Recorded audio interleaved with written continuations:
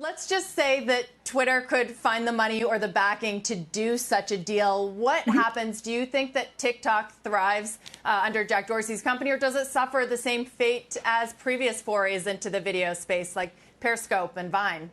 Yeah, they did have Vine. They kind of had this business and didn't do anything with it, largely because it's not a media company. And so I think that's the difficulty. The second difficulty is it's got to be able to be sold to Twitter. And, you know, the White House will have a lot of control over this process, whether you like it or not, or whether the tech companies like it or not, because it has to do with national security.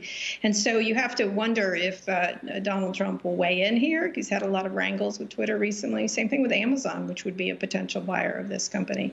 There's also the financial parts. They've been linked with they're linked with Silver Lake, which did a $1 billion. They helped Jack Dorsey out recently when he was under a bit of pressure. But, you know, it seems unlikely. It seems probably Microsoft will be the company that gets this. It's the easiest deal to do. There may be some others that look at it, like SoftBank, which I think will not happen. But you might see other investors involved here with whether it's Microsoft or Twitter. I think that might be something like a lot of these big hedge funds and others have a lot of money to put to work in a very promising company. But Kara, who do you think does the best job with it, or does it matter? There was an article this morning talking about how the code is so important, right? And we also had Alex Stamos on talking about how it really will matter whether Microsoft or Twitter or whoever it is able to continue this momentum. So who do you think is the best combination in that sense?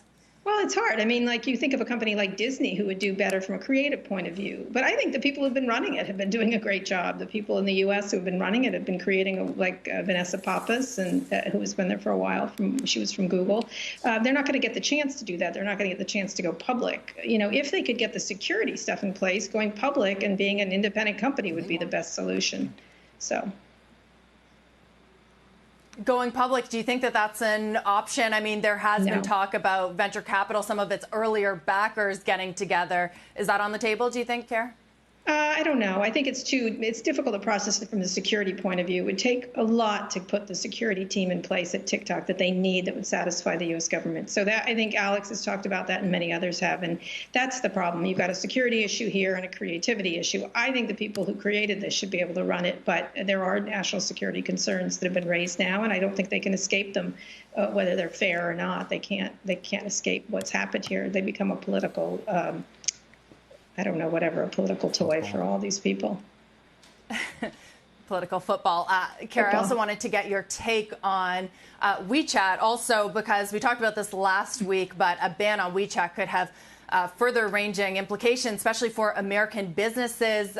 Top Apple analyst Ming-Chi Kuo wrote a note recently saying that it could affect iPhone sales by 25 to 35% if WeChat wasn't available on the App Store. Do you think that Tim Cook right now is talking to the president, perhaps lobbying on behalf of this important app, Tencent's business? Do you think that he's able to get anything done? Or would Apple even give users a way to go around the App Store in order to download that critical app?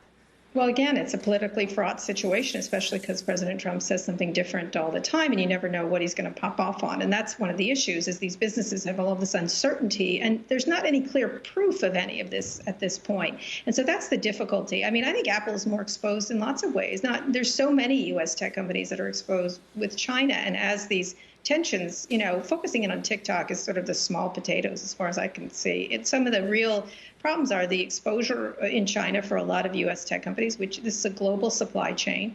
And then secondly, that there are more things serious to be worried about with China having to do with AI or robotics or facial recognition. But again, as I said before, here we are discussing a social video service, and they, you know, and the deal to make this one is hard. So imagine when you think about the real technology around 5G and things like that.